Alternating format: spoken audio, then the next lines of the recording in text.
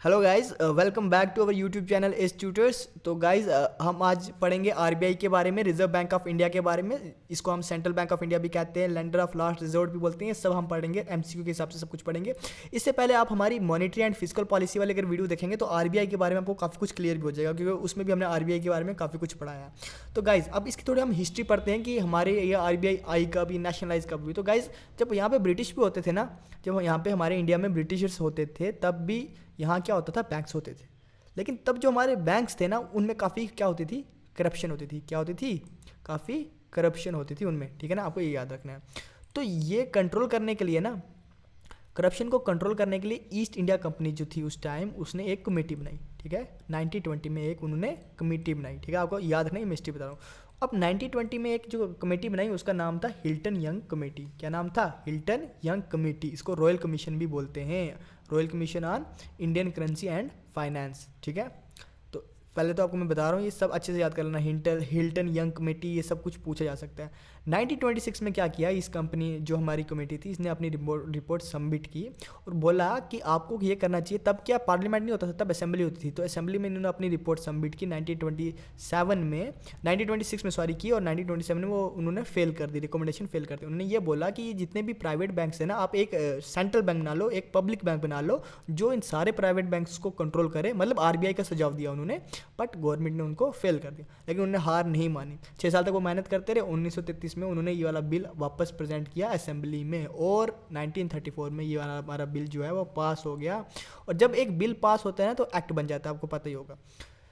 तो RBI act 1934 बन गया, आपको ये याद रखना है, ठीक है ना। तो आपको ये याद है, जो आरबीआई है हमारी फिर एस्टेब्लिश हुई 1934 में। आरबीआई एक्ट बना, आरबीआई एक्ट 1934 में बना, और 1935 1 अप्रैल 1935 को हमारी जो आरबीआई है वो इस्टेब्लिश हुई, ठीक है ना। अब इनिशियल इसके हेडक्वार्टर्स कहाँ थे? इनिशियल हेडक्वार्टर्स थे इसके कोलकाता में। सबसे पहले जब ये 1935 में इस्टेब्लिश हुई, इनिशियल इसके थे कोलकाता में, और उसके बाद इसके जो हेडक्वार्टर्स हैं वो ट्रांसफ़र कर दिए गए मुंबई में 1937 में। आपको याद रखना है, और आज भी शायद मुंबई में ही है। इसके 4 लोकल बोर्ड्स होते हैं। कितने? 4 लोकल बोर्ड्स होते हैं। आपको ये याद रखना है, आज की बात कर रहा हूँ। कहाँ कहाँ पे हैं? एक मुंबई में है, एक कोलकाता में है, एक चेन्नई में है, और एक न्यू दिल्ली में है। क्वेश्चन आ सकता है लोकल बोर्ड्स के बारे में, ठीक है ना। तो अदर इसके ऑफिस, इनको छोड़ के इसके 31 ऑफिस और भी हैं, जिसमें 20 रीजनल ऑफिस में आते हैं और 11 सब ऑफिस है। इस तरह से आपको याद रखना है। तो गाइस हम हिस्ट्री किसकी बात कर रहे हैं? ये जो लोकल बॉडीज़ है, ये प्रेजेंट का बताया मैंने आपको। तो ये हिस्ट्री में देखो, 1949 में क्या आया, हमारा बैंकिंग रेगुलेशन एक्ट आया, ठीक है। बैंक्स को रेगुलेट करने के लिए, कंट्रोल करने के लिए इंडिया में। आपको ये बैंकिंग रेगुलेशन एक्ट याद रखना है।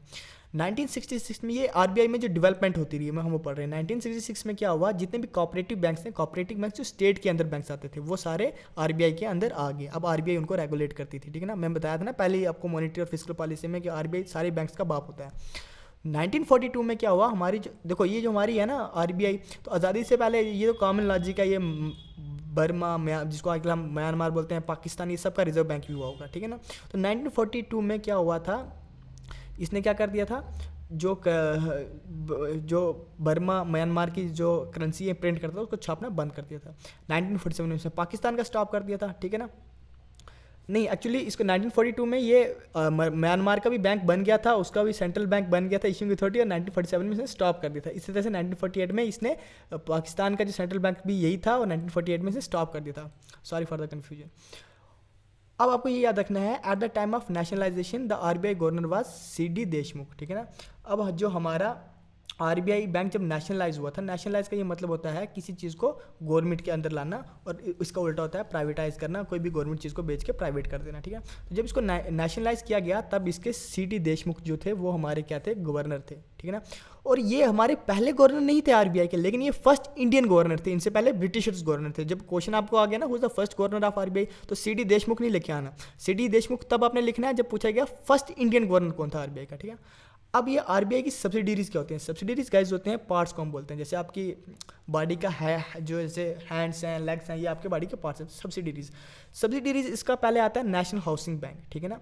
नेशनल हाउसिंग बैंक एक सब्सिडीरी है, ठीक है ना। अब उसके साथ ही deposit insurance credit guarantee corporation, DICGC, ये इसकी दूसरी सब्सिडीरी है, और तीसरी इसकी है BRBNMPL, ठीक है। अब इसका आपको मैं इसका एब्रीविएशन बताता हूँ, भारतीय रिजर्व बैंक नोट मुद्रा प्राइवेट लिमिटेड, ठीक है ना। अब इनके बारे में आपको जितना MCQ के लिए इंपॉर्टेंट है मैं आपको वही बता रहा हूँ गाइस। अगर आपको डिटेल वीडियोस भी चाहिए तो आप मुझे कमेंट करके बता सकते हो, तो मैं आपको डिटेल वीडियोस भी दे दूंगा। लेकिन मेरा ये फोकस है कि पढ़ तो आप लोगों ने काफ़ी जगह से आपने पढ़ लिया होगा, अब आपको रिवाइज ही चाहिए, तो सारे MCQ के हिसाब से हमने पढ़ा दिया आपको।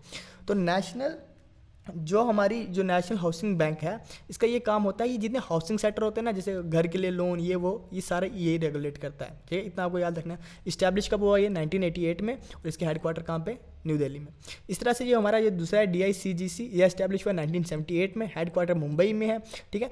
इसका ये होता है कि इसका ये काम होता है, ये डिपॉजिट इंश्योरेंस देता है बैंक्स को। मतलब डिपॉजिट इंश्योरेंस देता है 1 लाख। जैसे अभी अब सपोज कर लो ऐसी कंडीशन आ गई कि आपका प्राइवेट बैंक में, कमर्शियल बैंक में पैसा जमा है, कमर्शियल बैंक के पास पैसे खत्म हो गए, ठीक है, तो आपको कहाँ से पैसे वापस करेगी। तो ये जो हमारा DICGC है, ये इनको इंश्योरेंस देता है। और इंश्योरेंस कब कितने का देता है, PO में क्वेश्चन पूछा गया था, DICGC कितने तक इंश्योरेंस देता है, ये अप टू 1 लाख तक इंश्योरेंस देता है, करोड़ों में नहीं देता है, 1 लाख तक ही इंश्योरेंस देता है। इस तरह से ये हमारा जो ये है भारतीय रिजर्व बैंक नोट मुद्रा जो भी हम बोलते हैं प्राइवेट लिमिटेड, ये स्टैब्लिश हुआ 1995 में, इसके हेडक्वार्टर है बैंगलोर में। इस तरह से आपको याद रखना है। अब हम पढ़ते हैं फंक्शंस ऑफ RBI क्या होते हैं। तो सबसे पहली बात यही होगी कि रेगुलेट करना इंडियन बैंकिंग सिस्टम को, जितने भी बैंक हैं सारे इसके अंडर आते हैं, सबको यही रेगुलेट करता है, उनकी फंक्शंस को। उसके बाद मॉनेटरी पॉलिसी को भी यही फार्मुलेट करता है। मॉनेटरी पॉलिसी पर हमें डिटेल लेक्चर दिया है इससे पहले, उसका लिंक आपको डिस्क्रिप्शन में मिल जाएगा। और जो हमारी करेंसी है ना, इस सबको इशू यही करता है RBI, याद रखना, इसका ये मेन फंक्शन है।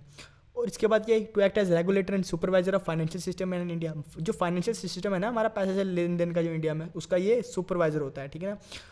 To act as an banker of all banks, सीधा MCQ कहीं पर मैंने देखा है, हु इज कौन सी बैंक है जिसको बैंकर ऑफ ऑल बैंक्स कहा जाता है, तो वो हमारा RBI है।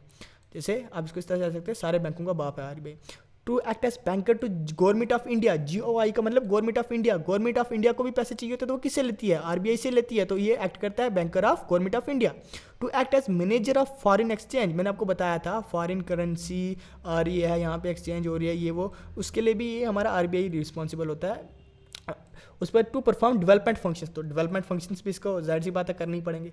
To act as lender of last resort, आखिरी उम्मीद बैंक की कौन होती है, RBI होती है। तो ये क्वेश्चन ऐसा भी आ सकता है कि लेंडर ऑफ लास्ट रिजोर्ट किसको बोलते हैं, तो वो भी हमारा RBI होता है। To participate as a member on behalf of government of India in IMF, जब IMF होता है international monetary fund, world bank, ये फाइनेंशियल ऑर्गेनाइजेशन होती हैं वर्ल्ड की, जब इनकी मीटिंग्स होती है तो इंडिया को कौन रिप्रेजेंट करता है वहाँ पे, हमारी RBI करती है। तो अब स्ट्रक्चर क्या होता है RBI का, RBI में टोटल होते हैं 21 मेंबर्स। कितने होते हैं, 21 मेंबर्स, आपको याद रखने हैं। एक मेंबर तो हो गया हमारा जो गवर्नर होता है। गवर्नर अभी कौन है RBI का, शक्तिकांता दास, याद रखना। इससे पहले शायद उर्जित पटेल थे, उससे पहले शायद रघुराम राजन थे, डेटा चेक कर लेना, लेकिन प्रेजेंटली हमारा शक्तिकांता दास ही है। 4 डिप्टी गवर्नर्स होते हैं, 21 मेंबर हमने पूरे करने हैं, अब याद रखो। तो आपको मैं टेन्यूर को बता दूँ, टेन्यूर को आपको अलग अलग बुक्स में अलग अलग मिलेगा, कोई 3 साल तो कोई 4 साल रखेगा, लेकिन इसका ये कंसेप्ट है इसका, इनिशियली टेन्यूर होता है 3 साल का, फिर गवर्नमेंट की मर्जी होती है वो उसको आगे एक्सपैंड कर दें, +2 2 साल और बढ़ा दें या 3 साल और बढ़ा दें, गवर्नमेंट की मर्जी होती है, ठीक है ना। आपको इसको इस तरह से याद रख सकते हो कि 62 ईयर्स होती जाती है ना जब बंदे की एज, तो उसको वहाँ पे गवर्नर को रिटायर कर देते हैं, तो इस एज से ऊपर वो वहाँ पे जा नहीं सकता। एक मेंबर हो गया, 21 मेंबर है टोटल, एक मेंबर हो गया गवर्नर और 4 होते हैं हमारे डेप्यूटी गवर्नर, ठीक है ना। ये जो 4 डेप्यूटी गवर्नर और एक मेंबर गवर्नर है ना, ये जो होते हैं फुल टाइम मेंबर होते हैं RBI की, ठीक है ना, appointed by government of India. और इनको अपॉइंट कौन करता है, गवर्नमेंट ऑफ इंडिया करती है। RBI में गवर्नमेंट की कम चलती है, लेकिन अपॉइंट इनको गवर्नमेंट ऑफ इंडिया ही करती है। किसको फॉलो करके, जो RBI एक्ट 1934 है उसको फॉलो करके। 2 मेंबर होते हैं फाइनेंस मिनिस्ट्री से, फाइनेंस मिनिस्टर आपको पता ही होगा, फाइनेंस मिनिस्टर कौन है हमारे आजकल, निर्मला सीतारमण, ठीक है। 4 मेंबर होते हैं लोकल बॉडीज से, और 10 मेंबर होते हैं हमारे डायरेक्टली जिनको गवर्नमेंट ऑफ इंडिया अपॉइंट करती है डिफरेंट सेक्टर से, ठीक है ना। तो मैंने आपको बताया था जो फर्स्ट गवर्नर ऑफ RBI कौन है, सर ऑप्शन स्मिथ, ये हमारे फर्स्ट गवर्नर थे RBI के, ये ब्रिटिशर्स थे, ठीक है ना, क्योंकि हमारी स्थापना ही RBI की कब हुई है ना, आज़ादी से पहले हुई है। आपको एक मेन बात इंटरेस्टिंग फैक्ट लगा मेरे को, इसलिए मैंने नोट डाउन कर दिया, अभी तक कोई फीमेल गवर्नर नहीं हुई है RBI की, ठीक है ना। डेप्टी गवर्नर्स फीमेल हो चुकी हैं, लेकिन कोई फीमेल गवर्नर नहीं हुई है RBI की। अब RBI का लोगो कैसे होता है, एम्बलम नहीं होता उनका निशान, उसमें एक टाइगर होता है एनिमल और पाम ट्री होता है, पाम ट्री याद रखना, ठीक है। अब करेंसी सिस्टम क्या है RBI का, ठीक है ना, करेंसी छापना इनका मेन काम होता है ना, ये बेस होती है मिनिमम रिजर्व सिस्टम पे। किस पे बेस होती है ये, मिनिमम रिजर्व सिस्टम पे। जैसे 115 करोड़ का गोल्ड हो गया, 105 करोड़ की इंटरनेशनल करेंसी और सिक्योरिटी, मतलब ये इतना इनको रखना होता है, ठीक है ना, इतना इनके वापस वहाँ पे बचा हुआ होना चाहिए। अब इस पे आपको हमने 2 एक्ट पढ़ने, एक RBI एक्ट 1934, एक कॉइनेज एक्ट 1906, ये 2 हमें पढ़ने, ठीक है ना।